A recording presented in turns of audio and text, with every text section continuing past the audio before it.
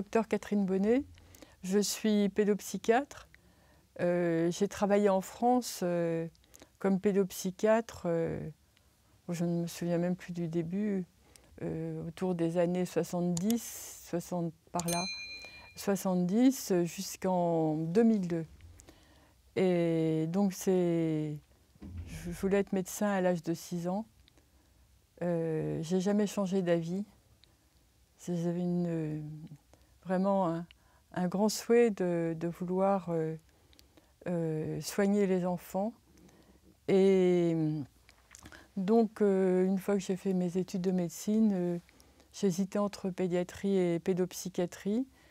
Et c'est la pédopsychiatrie l'a emporté, parce que c'est vraiment, ça me semble très important de comprendre les souffrances psychiques des personnes, parce que je pense qu'en repérant très vite tout ce dont ils souffrent, pourquoi ils souffrent, on peut les aider à s'en sortir et à être guéris, enfin à être traités et parfois guéris. Voilà, donc c'est un métier que j'aime beaucoup. Et puis, à partir des années 1983-84, j'ai pris conscience que j'avais jamais appris à repérer les personnes qui étaient victimes de violences sexuelles ou d'inceste, tout à fait par hasard. Enfin, je vous raconte un peu les choses comme elles sont. En fait, j'ai eu une formation assez classique, donc l'internat, la psychanalyse pendant des années. C'était comme ça à ma génération. Et donc quand je me suis installée, j'étais, je dirais, en supervision de psychanalyse, j'apprenais. Mais je travaille aussi avec un groupe de collègues qui prescrivaient, parce qu'il me semblait très important pour pouvoir aider et accompagner des personnes en consultation ou en psychothérapie qui ne soient pas trop déprimées. Et donc, quand ils ne dormaient plus, quand ils avaient des idées noires, des idées de suicide, donc en général, je demandais à des collègues psychiatres qui prescrivaient de les accompagner en même temps que moi et éventuellement leur donner des médicaments. Et un jour, un de mes collègues m'a dit, écoutez, on est très ennuyés au cabinet parce qu'on suit une jeune femme, elle a des doses d'antidépresseurs tellement énormes, on ne peut pas aller plus. Et elle est actuellement en psychanalyse, elle ne veut plus continuer sa psychanalyse. Et donc, alors on se dit, mais elle risque de suicider, il faut absolument qu'elle ait un suivi psychologique, psychothérapique, psychanalytique. Pourriez-vous la recevoir? Elle accepte de vous voir une fois. Alors j'ai accepté. Et là, je n'ai pas du tout fait ce qui m'avait été conseillé en supervision. C'est-à-dire quand quelqu'un voulait faire une psychothérapie ou une psychanalyse, on ne posait pas de questions. Aucune question. Il fallait faire et laisser les gens parler. Et là, je lui ai dit tout simplement, écoutez, mes collègues m'ont dit que vous ne vouliez plus voir votre psychanalyste. L'essentiel, c'est que vous m'expliquiez exactement les raisons. Et à ce moment-là, elle a dévoilé qu'elle avait été victime d'inceste. Et lorsqu'elle dévoilait les faits à son psychanalyste, soit il ne répondait pas, donc c'était le silence, la réponse, soit il disait mais c'est le passé, c'est du passé. Et plus il lui répondait ou ne lui répondait pas, et plus elle se déprimait. Ça me semblait évident que ce n'était pas possible d'apporter une réponse comme ça. Et donc à la fin de l'entretien, je lui ai dit, écoutez, si vous voulez revenir, c'est comme vous le souhaitez, mais de toute façon, je ne vous allongerai pas. Je vous verrai en face à face. Si vous ne voulez pas me regarder, vous tournez un peu le fauteuil, et puis je peux vous voir encore une fois. Et quand elle est sortie, je me suis dit, mais c'est affreux. J'ai jamais appris à repérer une victime d'inceste ou de violence sexuelle. Elle a des symptômes qu'on voit couramment en psychiatrie. Oui, j'étais pédopsychiatre, mais je voyais aussi des adultes. Mais donc les symptômes, des idées de suicide, des dépressions, etc., pas dormir, des difficultés dans les relations avec les personnes, parce que les gens n'étaient pas à l'aise. Bon, ça, c'était le courant de la psychiatrie. Mais là, jamais, jamais, jamais, on m'avait appris les conséquences de l'inceste et des violences sexuelles. Ça fait un choc. Je me suis dit, c'est pas possible, mais la psychanalyse, c'est allonger quelqu'un et être derrière quelqu'un qui a vécu des traumatismes, qui a été agressé. Mais la personne doit tout le temps avoir peur, peur qu'on lui saute dessus, peur qu'on ne la comprenne pas. Elle peut pas être tranquille, elle peut pas être en sécurité. Elle a besoin de réponses. Et donc ça a changé. Cet entretien a changé complètement ma vie professionnelle. J'ai rassis toutes les personnes qui étaient allongées. Je me dis, bon voilà, je ne leur ai pas expliqué pourquoi c'est venu un peu comme ça, parce que je n'y arrivais plus au fur et à mesure. Et puis cette personne, donc je l'ai suivie régulièrement. Et ensuite le cabinet de psychiatre qui prescrivait m'a envoyé d'autres personnes. Donc je leur ai expliqué. Je leur ai expliqué ce que j'avais découvert, c'est-à-dire que je ne savais rien, et que cette personne m'avait expliqué ce qui s'était passé, et j'ai été finalement formée par les victimes adultes. Et ce qui me frappait beaucoup, c'est quand je leur demandais « mais quand ça a commencé ?» Il leur était, pour un certain nombre de personnes, il leur était impossible de dater, de m'expliquer le début. Certaines, alors donc j'essaie de dire, est-ce que c'était avant l'école maternelle, avant d'apprendre à lire? C'était pas possible. Donc, pas à pas, j'ai mieux compris. Et donc, j'ai vu beaucoup de victimes, de plus en plus de victimes. Puis j'ai publié un premier livre qui était les raisons. J'avais fait une étude pour comprendre pourquoi les femmes souhaitaient accoucher dans l'anonymat, parce que j'étais mère adoptive. Et comme mère adoptive, on m'avait envoyé énormément de familles adoptives et leurs enfants qui se posaient des questions, mais que répondre aux enfants? Pourquoi ces femmes qui ont accouché sous X ne donnent pas d'informations? Et les enfants voudraient savoir pourquoi. Mes propres enfants aussi se posaient des questions. Et à l'époque, on racontait que les femmes qui accouchaient sous X n'avaient pas d'argent. Ça me semblait invraisemblable. Au bout d'un moment, je me suis dit, c'est pas possible. En France, on est quand même un pays où il y a beaucoup d'allocations familiales, il y a des possibilités pour les femmes enceintes qui sont vraiment en grande difficulté d'être accueillies dans des hôtels maternels, enfin d'être accompagnées. Je me dis, qu'est-ce que c'est que cette histoire-là? Et puis j'ai finalement proposé au ministère de la Santé, parce que c'était une gynécologue qui venait d'être nommée, et je me suis dit, une ministre de la Santé gynécologue, elle a bien dû rencontrer dans sa vie des femmes qui accouchent sous X. Il faut savoir pourquoi, on ne peut pas rester comme ça. Et c'est comme ça que j'ai fait cette étude, cette proposition d'étude. Et je dirais, ce changement dans ma vie professionnelle est arrivé un peu en même temps.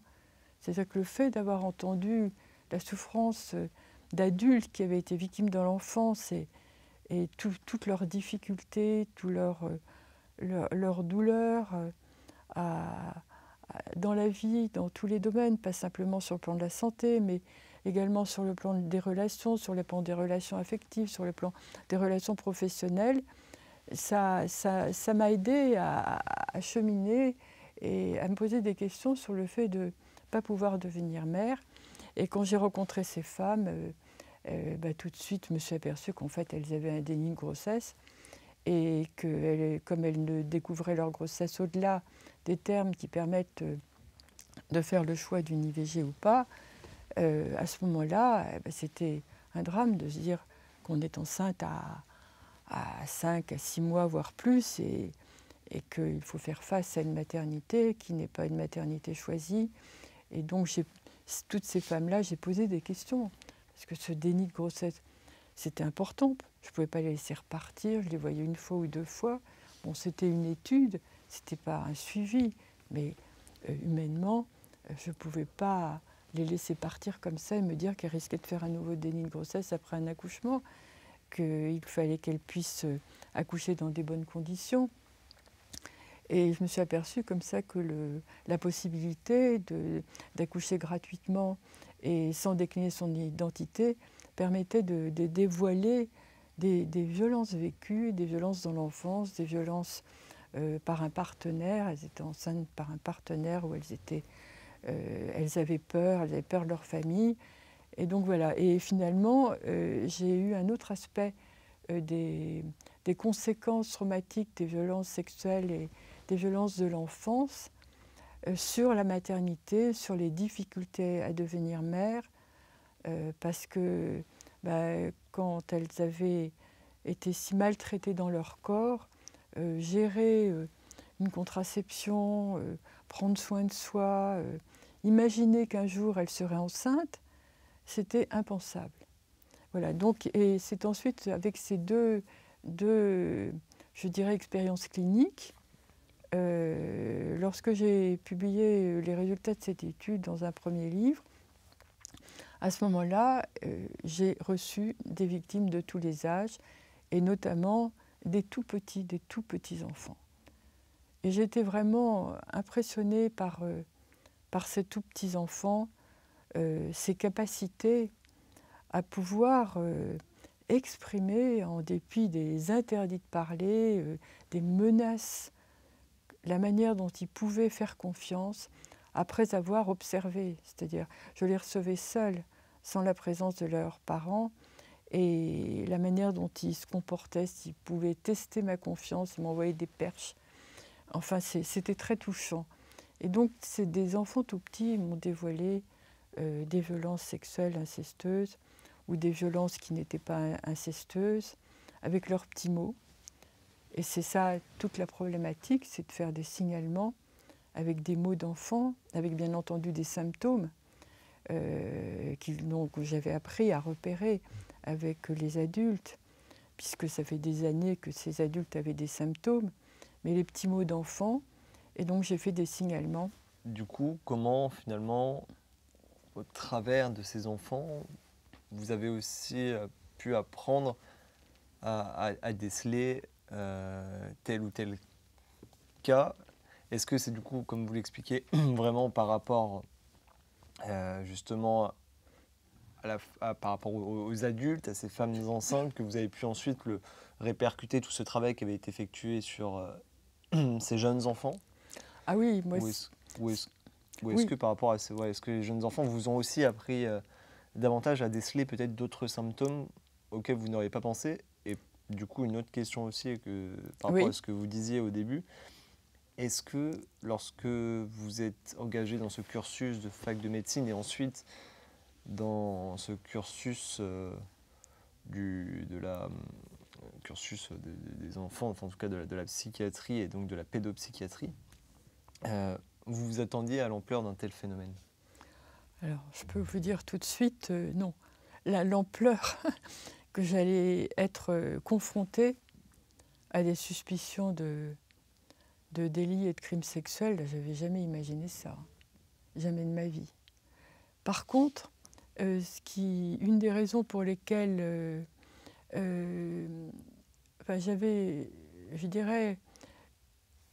j'avais été confrontée à la violence quand j'étais enfant, parce que j'ai vécu au Maroc et j'ai vécu la période de la décolonisation. Au Maroc, ça a été beaucoup moins grave qu'en Algérie, mais dans ma classe, il y avait des enfants qui avaient été témoins des massacres de leurs parents. Et donc, je sais pas, j'avais une dizaine d'années, et dans la cour de récréation, c'était un groupe de petites filles qui venaient d'une région où il y avait eu des massacres terribles. Et les enfants étaient tout petits, ils étaient présents, et donc ils étaient traumatisés.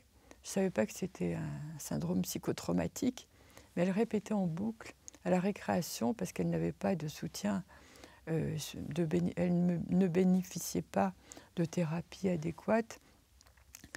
elles avaient été recueillies dans l'école où il y avait quelques élèves qui étaient pensionnaires, en attendant qu'il y ait des solutions pour elles. Et c'était terrible, c'était affreux, parce que d'une part, je les voyais souffrir, on était quelques camarades de classe à les écouter, et en plus, elles racontaient l'assassinat de leurs parents. Et donc moi, je n'avais même pas imaginé que ça puisse exister. Bon, il y avait des attentats, on appelait ça les événements, mais bon, c'était dissocié, je pensais que c'était la guerre. Mais là, le témoignage de ces enfants, que ça a duré en particulier presque toute une année. Et alors après, je rentrais chez mes parents, je leur disais, mais vous savez ce qu'on me raconte, mais comment c'est possible? Je me posais des questions, mais comment on peut faire ça à des enfants de tuer leurs parents, mais comment on peut tuer des parents? Et il me disait, mais enfin, tu poses des questions, quand tu seras plus grande, tu comprendras, et vous voyez comment on devient pédopsychiatre. Parce que là, je me disais, mais j'avais pas de réponse. Et effectivement, les adultes ne parlaient pas aux enfants, même des attentats, ils disaient qu'il y avait des événements. Mais les événements, du coup, moi j'étais curieuse, je me disais, mais qu'est-ce qu'il y a comme événement? Donc je leur posais tout le temps des questions, j'étais assommante, hein. Mais voilà, donc les questionnements sur la vie et surtout le vécu d'enfants, c'est-à-dire que des enfants peuvent avoir peur, parce que j'avais peur, parce que je me disais, qu'est-ce qui va arriver à mes parents? Est-ce qu'ils vont subir la même chose? Et donc j'avais peur, j'essayais d'aider mes camarades. Et là, je pense que c'est ça qui m'a décidée à devenir pédopsychiatre. Et donc, c'est aussi sans doute pour ça que j'étais très émue par ces victimes qui m'ont raconté les violences vécues dans l'enfance et que je les ai crues. Je ne pouvais même pas imaginer que je remette en question ce qu'elles disaient. C'est parce que moi-même, j'avais vécu quelque chose d'assez difficile. Enfin, c'était évidemment beaucoup moins grave que l'inceste et que des violences sexuelles, mais voilà pour répondre à votre question. Comment l'enfance finalement peut-il impacter le futur? Au cours de notre documentaire, on est tombé sur des profils très variés, notamment de pédophiles, de personnes qu'on a réussi à piéger au travers de certains sites spécialisés, CocoGG, Rencontre Ado, voilà, pour ne pas les nommer. Oui. Qu'est-ce qui se passe dans la tête de ces gens-là et qu'est-ce qui résulte qu'un homme, par exemple, d'une cinquantaine d'années, veuille rencontrer pour potentiellement avoir des relations sexuelles ensuite avec une adolescente de 14 ans, qui n'est pas sa fille en l'occurrence? Écoutez, c'est difficile parce que moi, je n'ai pas suivi des agresseurs, mais je pense qu'il y a une addiction.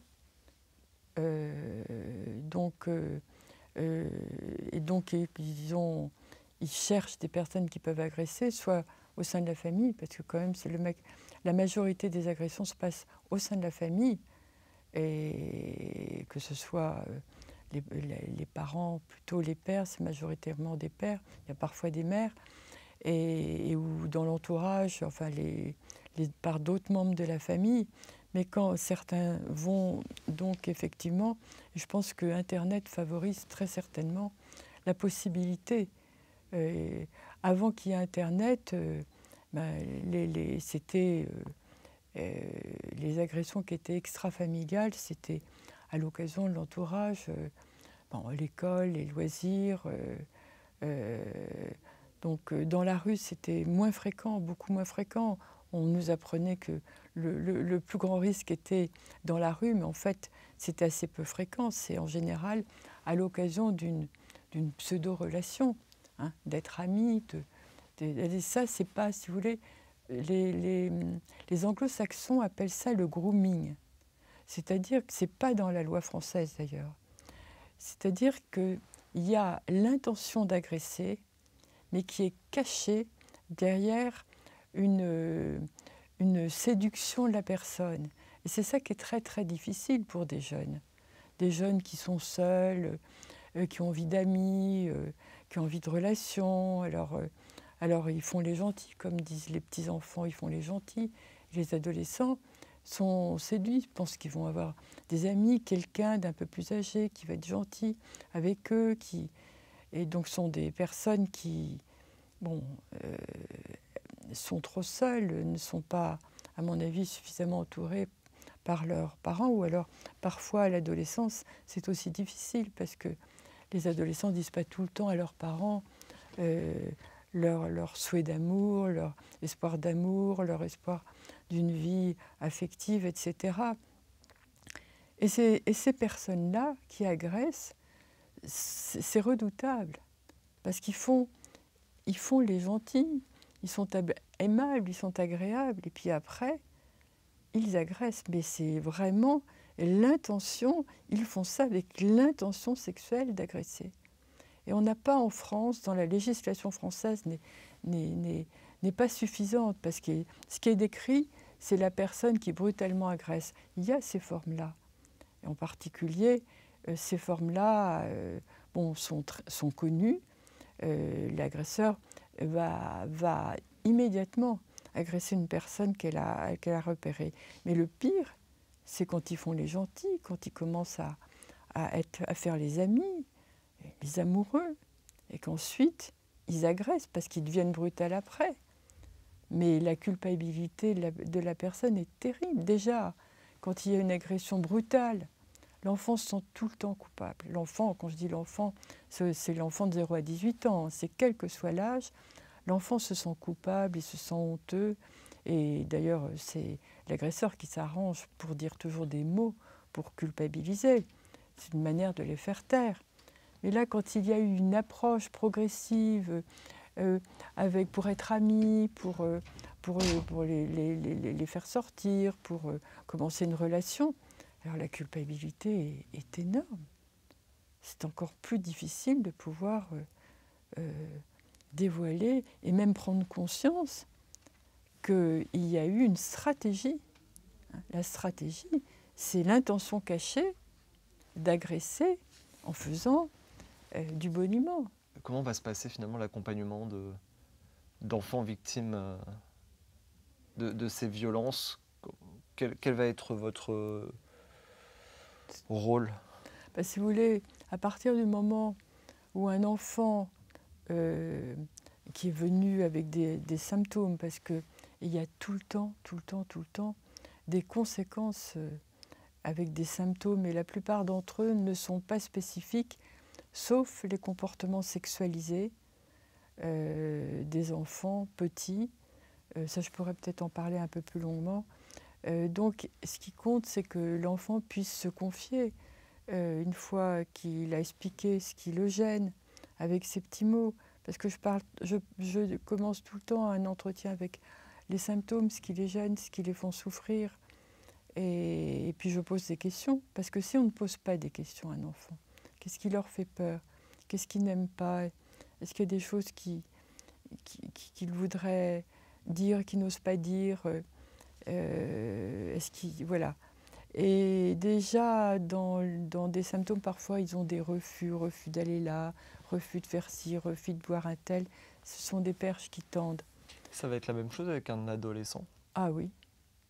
Oui. Mais à l'adolescence, c'est plus difficile d'aborder les questions sur la sexualité. Il ne faut pas les aborder d'emblée. Il faut qu'il y ait une confiance. Parce que justement, parfois, c'est difficile, parce que ils se sentent tellement coupables, mais je pose des questions aussi, bien entendu. Il faut toujours poser des questions systématiques, quand je dis des questions systématiques, ce n'est pas les mêmes mots, pas les mêmes termes, c'est suivant l'âge et suivant la relation qui s'établit de confiance, etc. Donc ce qui est essentiel, c'est qu'il y ait un dévoilement. Moi, j'appelle ça dévoilement, en fait, c'est les révélations des faits. J'appelle ça un dévoilement parce que les enfants, de manière individuelle, commencent à en parler, et c'est unique pour chaque enfant. Chaque enfant va tester d'abord s'il peut avoir confiance, si on va le croire. Donc, il envoie des perches, commencent à dire un mot, puis après, c'est à nous à pouvoir les aider à parler un peu plus. Parfois, ils ont tellement peur d'avoir parlé parce qu'ils ont été interdits de parler. Moi, j'ai vu des enfants qui, aussitôt se cachaient, disaient « Non, non, j'ai rien dit, c'était... Non, non, non, c'était juste comme ça. » Parce qu'ils ont peur d'être punis. Dédramatiser le... Alors, donc, c'est important de leur dire que qui m'ont fait confiance et que, de toute façon, c'est interdit. Personne adulte n'a le droit de faire ce qu'on leur a fait.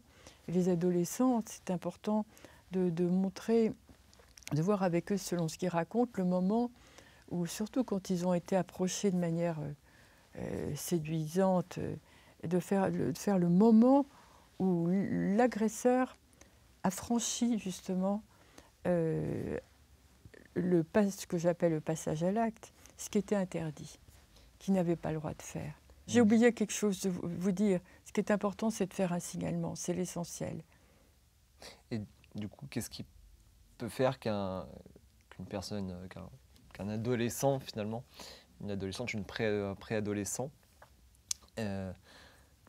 accroche aussi bien avec une personne qui va lui faire des avances sexuelles, mais ou en tout cas des avances amoureuses, des avances relationnelles, alors que cette personne va avoir peut-être une cinquantaine d'années, une quarantaine d'années, même va être majeure, tout simplement, alors cette personne ne sera qu'au collège. Parce que si vous voulez, il y a, je dirais, une confusion de l'attente. Ces enfants-là, qui recherchent des personnes plus âgées, vont peut-être, parce qu'elles ont un manque au sein de leur famille, ou qu'elles se sentent en confiance, parce que justement, quelqu'un va les mettre en confiance et va abuser justement de son âge en comprenant qu'ils ont besoin d'affection. Ils recherchent de l'affection. Et c'est dans leur attente d'affection, elles se mettent à l'aise. Elles croient que c'est simplement de l'affection, de la tendresse. Et puis, progressivement, et c'est ça qui est une stratégie redoutable, il y a un passage à l'acte, si vous voulez, il y a un glissement qui, à partir de relations d'affection, tendresse, de pseudo-amitié, chaleureuse, il y a à ce moment-là une agression sexuelle. Elle n'est pas brutale, elle est progressive. Internet a amplifié ce phénomène ? Je pense que Internet, si vous voulez, le fait de s'approcher de quelqu'un par Internet, parce qu'il y a des rencontres entre jeunes qui se passent par Internet, qui ne sont pas des agressions, qui peuvent être des amitiés, etc. Et donc des jeunes qui sont très seuls, qui ont besoin d'affection, de tendresse, et qui ont besoin qu'on fasse attention à elles, qu'on s'occupe d'elles, etc. Mais bien entendu, c'est redoutable. Et donc c'est encore plus culpabilisant. Alors ils se chargent bien, ces agresseurs, pour dire bien sûr qu'elle l'a voulu, qu'elle l'a cherché, qu'elle a consenti, qu'elle était bien contente, qu'elle lui a souri, qu'elle a pris du plaisir, parce qu'il y en a qui érotisent les enfants, qui érotisent au cours des agressions. Et ça, d'ailleurs, les magistrats devraient poser des questions systématiques. Si avoir ressenti du plaisir au cours d'une agression, mais c'est terrible. Moi, j'ai eu j'en ai eu des adolescents, des enfants qui me l'ont dit. Je me souviens d'un petit garçon qui me disait « Docteur, c'était une torture. Comment voulez-vous » Il me faisait guili, c'était ses mots d'enfant, et je le détestais. Vous voyez? Alors, ce sont des... Après, il faut absolument faire un signalement pour qu'il soit protégé. C'est un signalement des suspicions de violence au procureur de la République, parce que sans protection, tant que les actes se poursuivent, la thérapie ne sert à rien. Tant qu'il y a un maintien de contact avec l'agresseur, les symptômes perdurent. Et c'est toute la complexité, justement, quand il s'agit de l'inceste, quand il s'agit d'un parent, et qu'il y a un maintien des liens avec les parents, avec le parent agresseur ou les parents. Merci beaucoup, Catherine Bonnet, de nous avoir accordé cet entretien. On rappelle, vous êtes pédopsychiatre. Votre entretien est à retrouver dans notre dernier magazine L'enfance de tous les dangers, à retrouver dans 5000 kiosques partout en France et sur omertamedia.fr. Merci.